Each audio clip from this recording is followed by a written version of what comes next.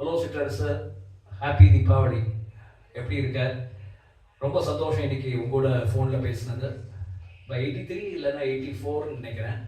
கோயம்புத்தூர் சாய்பாபா காலனியில் அந்த சிவசக்தி தேட்டரில் கீதாஞ்சலி படம் பார்த்தோம், முரளியோட படம்.